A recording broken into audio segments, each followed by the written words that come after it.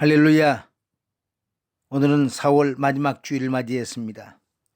오늘 하나님이 주신 은혜의 말씀은 마가복음 11장 27절로 12장 12절까지 말씀을 가지고 하늘의 권세란 제목을 가지고 함께 은혜를 나누려고 합니다. 그들이 다시 예루살렘에 들어가니라. 예수께서 성전에서 거니실 때 대상들과 서기관들과 장로들이 나와 이르되 무슨 권위로 이런 일을 하느냐? 누가 이런 일을 할 권위를 주었느냐? 예수께서 이르시되 나도 한 말을 너희에게 물으리니 대답하라. 그리하면 나도 무슨 권위로 이런 일을 하는지 이르리라. 요한의 세가 하늘로부터냐 사람으로부터냐 내게 대답하라. 그들이 서로 의논하여 이르되 만일 하늘로부터라 하면 어찌하여 나를 믿지 아니하였느냐 할 것이니 그러면 사람으로부터라 할까 하였으나 모든 사람이 요한을 참 선자로 여김으로 그들이 백성을 두려워하는지라. 예수께 대답하여 이르되 우리가 알지 못하노라 하니 예수께서 이르시되 나도 무슨 권위로 이런 일을 하는지 너희에게 이르지 아니하리라 하시니라. 예수께서 비유로 그들에게 말씀하시되 한 사람이 포도를 만들어 산 울타리로 두르고 접자는 틀을 만들고 망대를 지어서 농부들에게 쇠로 주고 타국에 갔더니 때가 이르매 농부들에게 포도원 소출 얼마를 받으려고 한 종을 보내니 그들이 종을 잡아 심히 때리고 그저 보내었거늘 다시 다른 종을 보내니 그의 머리에 상처를 내고 능욕하였으를 또 다른 종을 보내니 그들이 그를 죽이고 또 그 외 많은 종들도 들은 때리고 들은 죽인지라. 이제 한 사람이 남았으니 곧 그가 사랑한 아들이라. 최후로 이를 보내며 이르되 내 아들은 존대하리라 하였더니 그 농부들이 서로 말하되 이는 상속자니 자 죽이자. 그러면 그 유산이 우리 것이 되리라 하고 이에 잡아 죽여 포도원 밖에 내던졌느니라. 포도원 주인이 어떻게 하겠느냐? 와서 그 농부들을 진멸하고 포도원을 타는 사람들에게 주리라. 너희가 성경에 건축자들이 버린 돌이 모퉁이의 머릿돌이었나니 이것은 주로 말미암아 된 것이요 우리 눈에 놀랍도다 함을 읽어보지 못하였느냐 하시니라. 그들이 예수의 이 비유가 자기들을 가리켜 말씀하신 줄 알고 잡고자 하되 무리를 두려워하여 예수를 두고 가니라. 아멘. 권위 또는 권세라고 말해도 괜찮습니다. 흔히 사람들은 겉으로 보이는 모습을 갖고 권위가 있다 또는 권위가 없다라고 판단을 내립니다. 즉 그 사람의 사람됨을 보고 권위를 단정한 것이 아니라 내 생각, 내 눈에 보이는 기준을 갖고 인정해 주는 경향이 많다는 것입니다. 여러분, 이런 시각을 바꿔야 합니다. 그런 시각을 벗어나지 못하면 오늘 본문에 나타난 것처럼 바리새인들과 대상 장로들과 같은 큰 잘못을 범하고 맙니다. 오늘은 예수님과 저들 사이에 일어나는 권위에 대한 이야기입니다. 특히 다른 사람의 권위가 아니라 바로 예수님의 권위에 대한 이야기입니다. 하늘의 권세에 대한 이야기입니다. 먼저 당시 종교 지도자와 그 시대 사람들은 일반적으로 판단하는 권위가 있습니다. 바리새인들, 대상 그리고 장로들이 함께 모였습니다. 사실 이들이 모였다는데 주목해야 합니다. 본문에는 서기관들이라고 말하는데 서기관은 바리새파 사람들로 구성되어 있습니다. 이들은 철저하게 율법을 준수하는 사람들입니다. 그리고 대제사장들은 성전을 중심으로 제사하는 인물들입니다.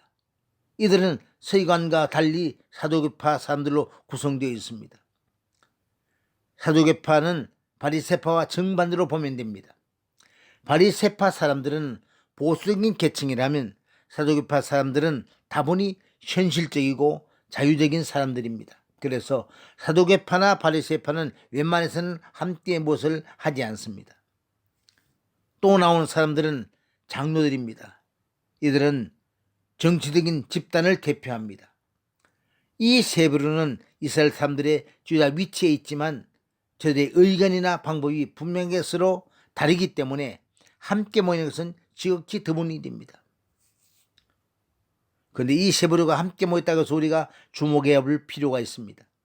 비록 시대와 장소가 다르지만 우리가 관심을 가질 만한 것입니다. 과연 이들이 모여서 무엇을 한 것일까요? 이들이 모여서 한 일은 예수님께 질문하는 것이었습니다. 그들이 이렇게 질문합니다. 11장 28절에 보니까 무슨 권위로 이런 일을 하고 누가 이런 할 권위를 주었느냐? 예수님이 하신 일이 무엇입니까? 예수님이 예루살렘에 들어오셔서 성전에 가셨는데 그곳에는 장사하는 사람들이 많이 모여 있었습니다. 그래서 예수님은 채찍을 만들어서 그 안에 매매하는 사람들 쫓아내버렸습니다. 동물도 내보내 쫓아내었고 돈 바꾸는 사람도 돈 바꾸는 자들 창을 엎어버리고 성전 안의 모든 장사꾼들을 내쫓으셨습니다. 일순간에 성전에서 소란이 일어났습니다. 여러분, 예수님이 예루살렘에 들어오실 때는 어떠했습니까? 사람들이 모여서 호산나 호산나 찬송하며 뒤따르지 않았습니까? 저들이 볼 때 예수님은 한 사람의 지극히 평범해 보이는 청년이었습니다. 그러나 오히려 자신들의 존재의 근거를 그 예수님이 뒤흔들고 있습니다. 많은 사람들이 따르고 가장 중요하게 여기는 성전에서도 독특한 행동으로 사람들의 관심을 집중하자 자신들의 권위가 무너지게 된 것을 생각한 것입니다. 그래서 웬만해서는 함께 하지 않은 저들이 머리를 맞대었던 것입니다. 그리고 저들이 누가 이런 일 할 권세를 주었느냐고 예수님에게 묻습니다. 저들은 자신들의 조직이 가장 높은 권세가 있는 것으로 생각하는 자들입니다. 서기관은 조직, 그리고 대제사장과 장로란 이 조직을 권위의 상징으로 보고 있었던 그들인데 사람도 그 조직을 존귀하게 대해주었습니다. 하지만 저들은 저마다 독특한 권세에 대한 기준을 갖고 있었습니다. 서기관으로 대변되는 바리새파 사람들은 율법을 철저하게 순수하는 것으로 자신들의 권위를 자랑했습니다. 사람들이 보는 데서 기도하기를 좋아했고 그리고 일에 2번씩 금식을 기도하고 또 소득의 11조를 드림으로 사람들에게 종교적인 어떤 특별한 권위를 인정받았습니다. 또 대제사장으로서는 대별되는 사도교파는 당연히 성전 안에서 번제, 소제, 하목제, 속죄제, 속건제 등 제사를 지내면서 제사의식을 통해서 권위를 가지려고 했습니다. 또 성전을 위해서 이루어진 일들을 통해서 권위를 가졌습니다. 장로들은 어떻습니까? 당시 로마의 속국 아래서 그나마 자치권을 갖고 권세를 삼았던 사람들입니다. 자신의 전통으로 율법보다 더 전통을 높였던 사람들. 그래서 당시 이스라엘 사람들은 실질적으로는 성전한 매개체를 통해서 이렇게 저마다 강조하는 부분이 조금씩 달랐습니다. 하지만 저들이 오늘 본문에 나오는 것처럼 하나로 묶어 질 수밖에 없는 이유가 있었는데 그것은 외적인 것을 강조하면서 형식을 중요하게 여긴다는 것입니다. 일반 행정학도 마찬가지입니다. 권위를 다룰 때 다음과 같은 것을 가져야 권위가 있는 것으로 봅니다. 우선 경제력이 있어야 하고 또 정치적 힘이 있어야 합니다. 그것은 다른 사람들이 복종하는 권력을 말합니다. 힘을 가지려면 전문적인 지식도 있어야 하고 도덕적으로도 깨끗하게 해야 합니다. 그러므로 일반 사회에서는 한눈에 볼 때 권력과 명예가 있어 보이면 그 사람에게 순종한다는 것입니다. 지금 바리새인 사두개인 장로들 그리고 이들에 의해서 길들여진 이스라엘들의 본원도 마찬가지입니다. 권세하면 척 한눈에 보이는 그 어떤 무엇이 있어야 한다는 것입니다. 우리는 성경에 나오는 바리새인의 이야기를 비판하면서 여전히 바리새인과 똑같은 눈을 가지고 있다면 불행한 일입니다. 예수님의 권세에 대해서도 마찬가지입니다. 오늘 사실 겉으로 드러나는 것만 눈으로 보이는 것만 뭔가 특별한 것으로 예수님을 이야기하려고 하지 않습니까? 이런 기준으로 보게 되면 예수님에게 뭔가 눈에 띄도록 해주실 만한 중요한 게 생각하게 됩니다. 그럴 때만 신앙이라는 강한 느낌을 받습니다. 그렇지 못할 때는 신앙의 진정한 힘을 발휘하지 못합니다. 내 문제를 해결하기 위해서 매어 달리고 그것이 해결되어야 예수님의 권세를 가진 분이라고 믿는 것입니다. 이 기적과 이득이 일어나야 예수님의 권세가 넘쳐나는 것으로 여깁니다. 모두가 다 예수님에게 그런 일을 하는 능력이 있다고 이야기하는 것 같지만 실상 더 중요하게 생각하는 것은 그것을 받은 나 자신에게 있습니다. 예수님이 중요한 것이 아니라 보다 더 나를 중요하게 생각하고 있습니다. 그 은혜를 주신 주님이 아니라 나는 그것을 받았다는 우월감을 믿음으로 많이 치우쳐 생각하는 사람들이 있습니다. 하지만 그것은 온전한 믿음이 아니기보다 그것은 받은 것에 대한 감상에 훨씬 더 치우쳐 있을 수 있습니다. 이것은 예수님의 권세를 아주 잘못 보고 있기 때문에 갖게 되는 모습입니다. 신앙이란 균형이 이루어져야 합니다. 이렇게 눈으로 보이는 것들은 사실 예수님의 권세의 본질이 아닙니다. 예수님의 권위에서 보여지는 그저 작은 것들이 지나지 않습니다. 그래서 진정한 예수님의 권세를 바로 보지 못한다면 그런 일은 수없이 경험해도 또 넘어질 수 있습니다. 자, 그러면 예수님의 권세는 도대체 무엇일까요? 두 번째로 바로 예수님이 말씀하시는 예수님 자신의 권세입니다. 겉으로 드러나는 것만 찾는 저들에게 예수님은 바로 세례요한의 권세를 물은 것입니다. 저들은 세례요한도 역시 예수님처럼 많은 사람을 이끌어 갔기 때문에 무척 경계했습니다. 저들 입장에서 이야기하자면 세례요한이 헤롯 왕에 의해서 일찍 죽임을 당하지 않았다면 아마 오늘 본문 같은 일을 요한에게도 먼저 했을 것입니다. 예수님은 이것을 잘 아셨습니다. 겉만 보는 자들의 행동은 같기 때문입니다. 그래서 예수님은 요한의 세례를 베푸는 그 권세를 물었습니다. 요한이 베푸는 세례는 하늘로부터냐 사람으로부터 왔느냐는 것이 예수님의 질문이었습니다. 당시 사람들은 세례요한을 선제로 알고 있었기 때문에 긍정으로도 부정으로도 대답을 할 수가 없었습니다. 요한의 권세가 하늘로서 왔다 하면 왜 믿지 않았는가 하는 질문을 받게 될 것이고, 하늘로서 온 것이 아니라고 하면은 요한은 선자로 하는 사람들에게 곤란을 당할 것이기 때문입니다. 그래서 그들의 대답은 모르겠다는 대답을 합니다. 예수님 역시 자신의 권세가 어디서 왔는지 알지 말하지 않겠다고 하십니다. 눈에 보이는 것을 권세로 삼는 자들은 크게 당황하게 했습니다. 하지만 예수님은 칭호만 하지 않았습니다. 비유를 통해서 분명하게 그의 권세에 대해서 말씀해 주셨습니다. 12장에 나오는 포도원 농부의 비유가 바로 그것입니다. 한 사람이 포도원을 만들어서 산 울타리로 두르고 접자는 틀을 만들고 망대를 지어서 농부들에게 세를 주고 타국에 갔더니 때가 이르며 농부들에게 포도원 소출을 얼마를 받으려고 한 종을 보내었습니다. 그런데 농부들은 그 주인이 보낸 종을 때리고 심지어 죽이기도 합니다. 수차례나 이 일이 반복이 되었을 때 주인은 마지막으로 아들을 보내면 상속자이기 때문에 존경하리라 생각하지만 정반대 일을 했습니다. 농부들은 제가 상속자이니 아예 상속자를 없애버리고 죽이다. 이것이 농부들의 생각이었습니다. 이 비유에서 주인은 누굽니까? 당연히 하나님을 비유로 합니다. 농부들은 바로 권세에 대해서 질문했던 바리새인들과 대상들과 장로들입니다. 주인이 보낸 종들은 누굽니까? 구약시대와 신약시대를 거쳐 보냄을 받은 선자들입니다.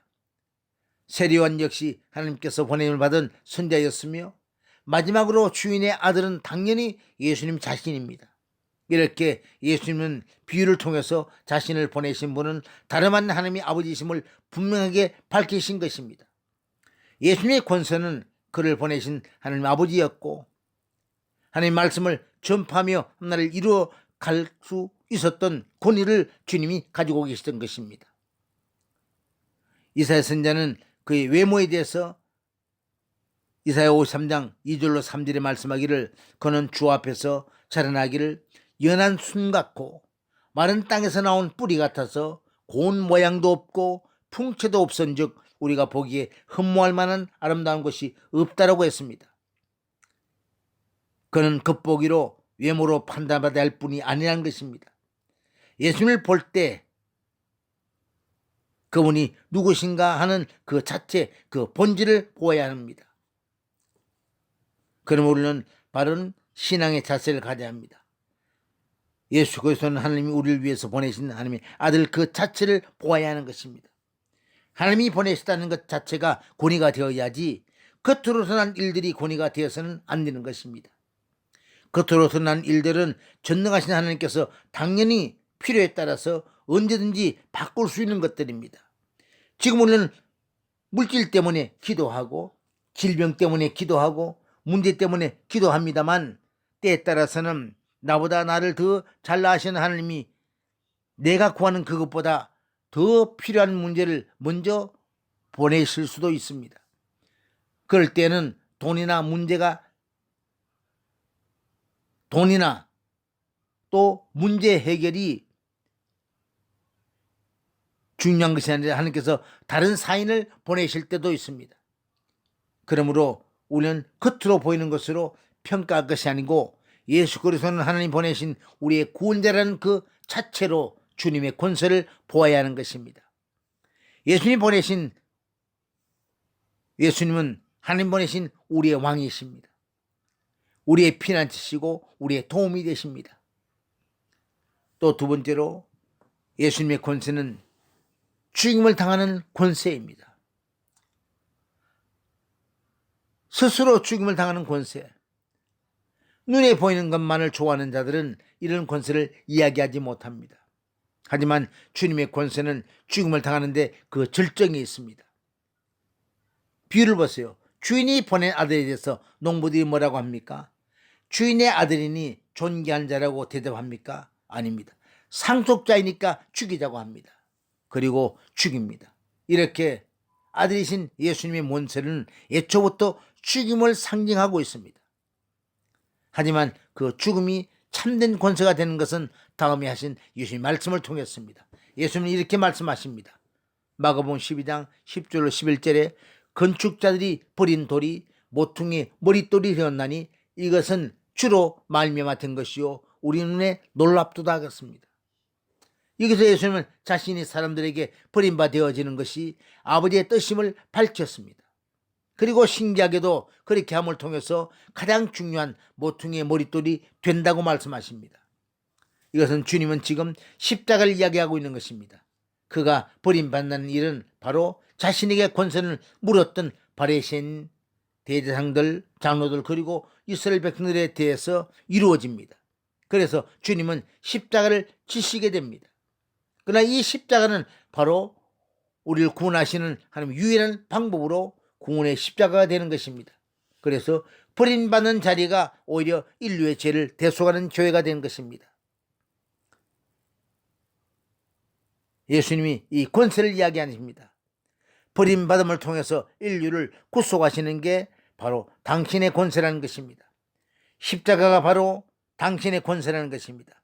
건축자들의 버린 돌이 모퉁이의 머리띠라는 역설이 있는 것입니다. 우리는 예수님을 볼 때 무엇을 봅니까? 바로 이것을 보아야 합니다. 십자가에 달려 돌아가야 할 예수님이 영원한 생명을 주시는 자리였습니다. 비록 그 자리는 버림을 당하는 자리이지만 건물의 가장 중요한 주춧돌이 되는 과정입니다. 이 주춧돌이 없으면 건물은 무너지는 것입니다. 예수님께서는 인류를 일하시는 3대 권세가 있었습니다. 그리스도께서 가지신 위대한 권세 중 특히 인류를 위해 일하시는 것으로 3가지를 줄 수 있습니다. 이것은 우리를 구원하기 위해서 반드시 필요하고 구원받은 성도의 설리의 삶을 위해서 반드시 누려야 하고 우리의 최후의 소망을 위해서 없어서는 안 될 권세입니다.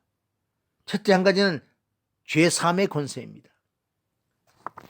예수께서는 죄를 용서해 줄 수 있는 권세를 소유하신 분입니다.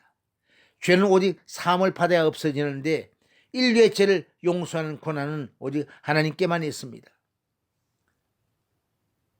그런데 예수님께서 중풍자에게 말씀하기를 마태복음 9장 2절에 작은 자여 안심하라 네 죄 사함을 받았느라고 하셨습니다. 그리고 이어서 반신하는 물러선 자들에게 이르기를 인자가 세상의 죄를 사는 권능인 줄을 너희로 알게 하려 하노라고 말씀합니다. 사람들은 죄책감을 해결하기 위한 인류의 노력을 다양한 모습으로 나타납니다.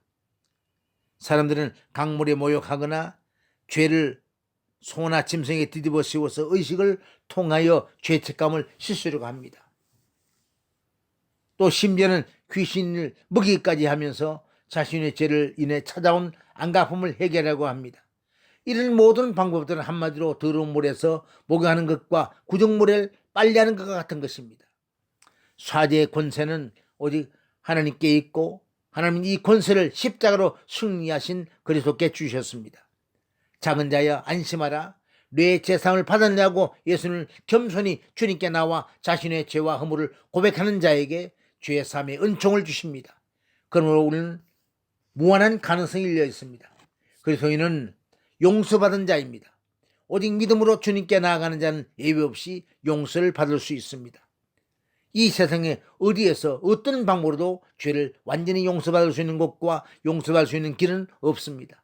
오직 예수님만이 죄 용서함을 주시는 분이시고 오직 예수님만이 용서할 수 있는 권세를 가지신 분입니다.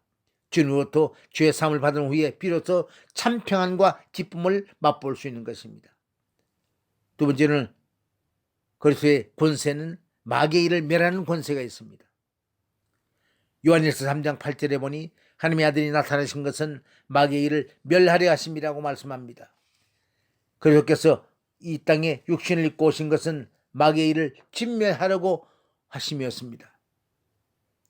마귀를 헬라어로 디아블로스라고 부릅니다. 헐뜯고 비방하고 고발하는다는 뜻입니다.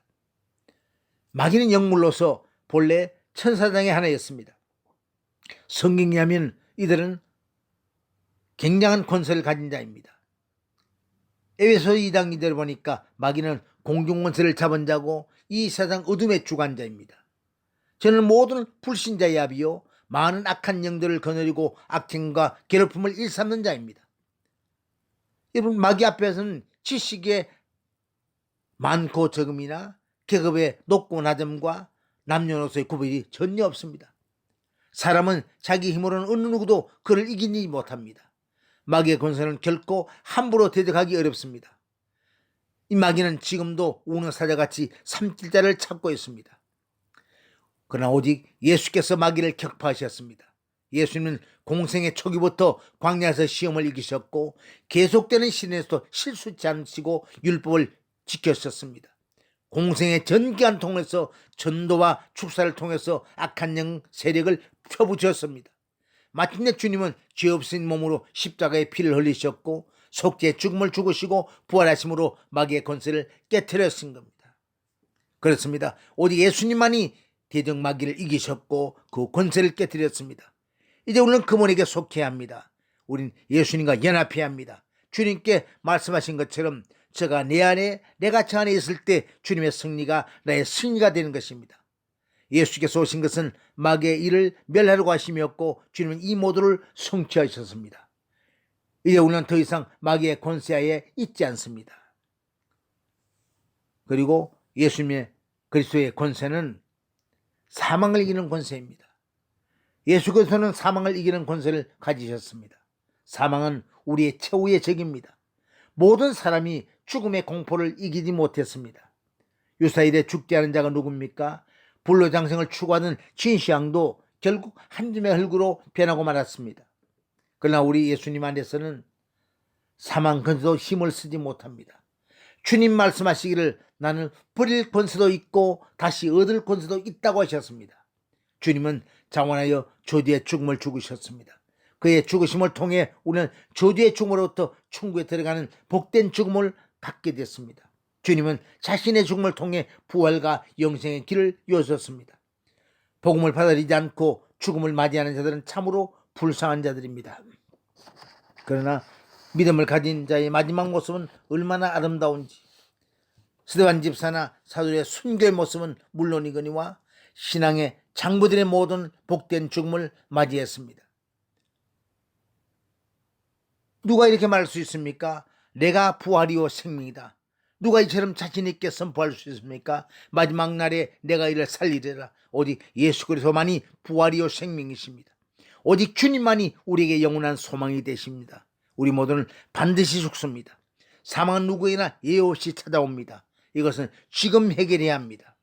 주님의 권세는 죄를 사하여 주시는 권세요, 마귀를 멸하는 권세요, 사망을 이기는 권세입니다. 이 위대한 권세를 가지신 우리 주님 앞에 영광과 존귀를 돌려드려야 할 것입니다. 그래서 우리가 가져야 할 최대 관심은 무엇입니까? 십자가에서 죽으시는 예수님의 권세입니다.